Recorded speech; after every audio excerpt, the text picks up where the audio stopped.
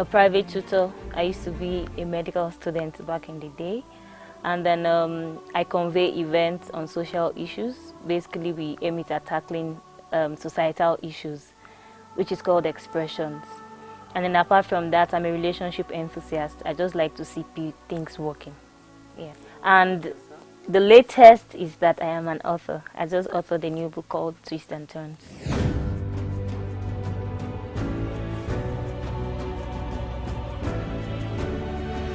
Oh, well, childhood was pretty messy. Messy in the sense that I didn't grow up with both parents, so it was a lot for me. I dealt with self-esteem issues.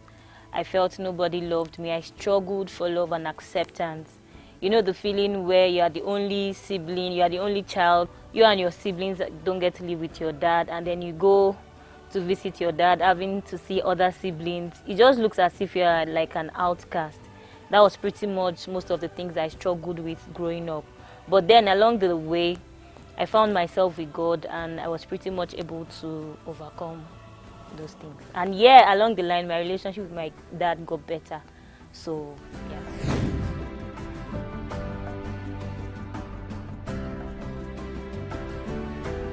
Oh wow, I've always loved reading. Like I wrote in the book, I had positive influences around me despite the family backgrounds.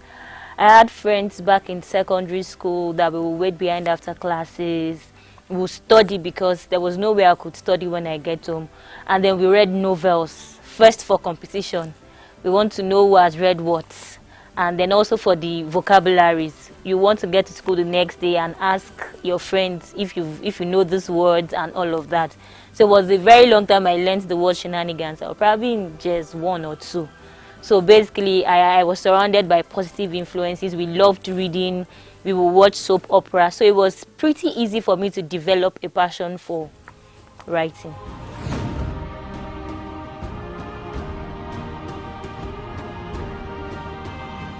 For instance, there's this particular author I like a lot, Max Lucado. There's this way he writes that up till now, I've not been able to understand it. His writing style is just so unique. And so when you see the way these people are writing, and back then when we were growing, we wrote a lot of letters. So when you read all of these books, the next letter you're writing, you want to incorporate some of the grammars inside. You just want to whistle other people. So it pretty much stems from reading. Yes, reading influences a lot because it enriches your mind, and once your mind is enriched, the output that will come out from you definitely will also be rich.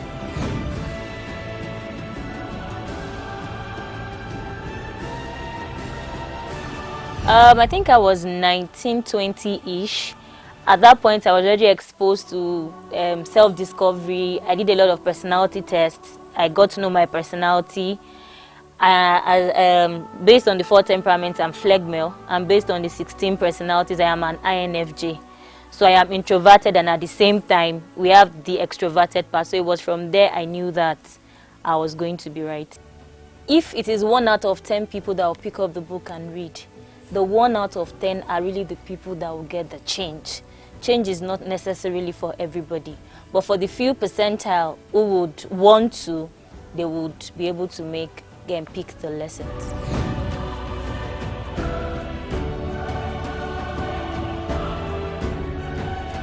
It was kind of tough. I started typing, I gathered my thoughts together.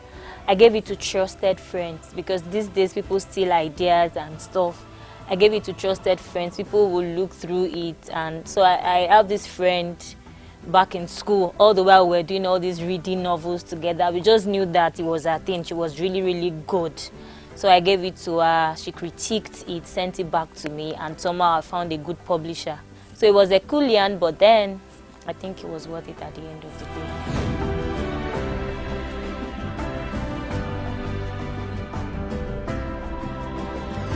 Oh wow, I have gone through a lot. And then I just felt at those points back then, I knew that some people were going to get blessed by it. Because sometimes I know that when you're going through something, it's not necessarily for you as it were, even though it's for you to make you better. But there are other people coming behind who will probably find themselves in that particular shoes. that you're supposed to help with your experiences. So that is one of the reasons I wrote this book. First, to share myself. When we see people all made up, packaged, makeup, we feel like their life is perfect. There is nobody that has a perfect life. So few people that are willing to come out and let you know that my life is not perfect. I think I'm one of them. I didn't have it perfect, but then you can still make a meaning out of your life regardless of the imperfections. Yeah.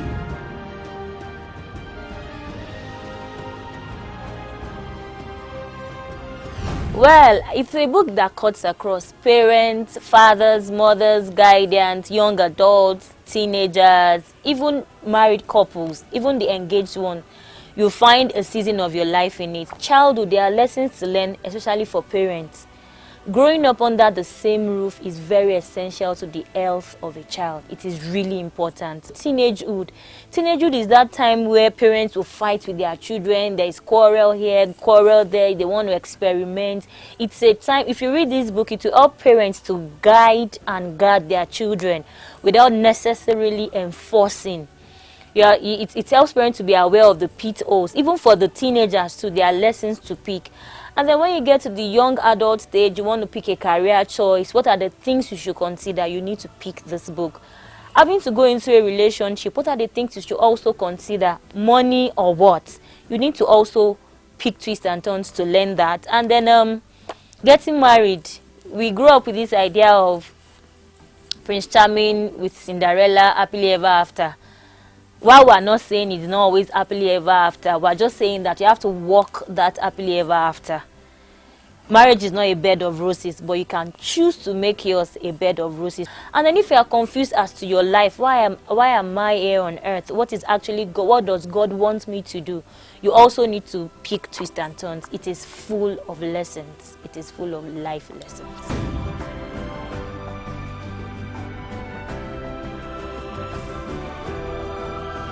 I think that the first step is identify who you are, know yourself, and then know what are the things I need to do to get there. You need a lot of values, hard work, consistency, resilience. Don't give up. It's not as if you would not face issues. Life in itself is full of ups and downs. So when you fall, just make sure, like one of my mentors would say, Juwon decided that when you fall, make sure you pick up something. You will fall, you will fail. But when you are failing, fail forward. Just keeping on. You're going to cry on your dreams. If you need to cry, like I would tell people, cry. Cry very well. When you are done crying, clean your face, wipe your tears and keep going. Really, there is nothing more other than consistency. Just keep at it. Keep building yourself. Keep learning. Keep striving. Keep trying. Putting in your best effort at every stage of your life. Surround yourself with positive influences. Have a good value system. It's not about money, but values would outlive you. And then with all of that, you will get there. And hard work, you can never joke with that. Hard work is always a virtue.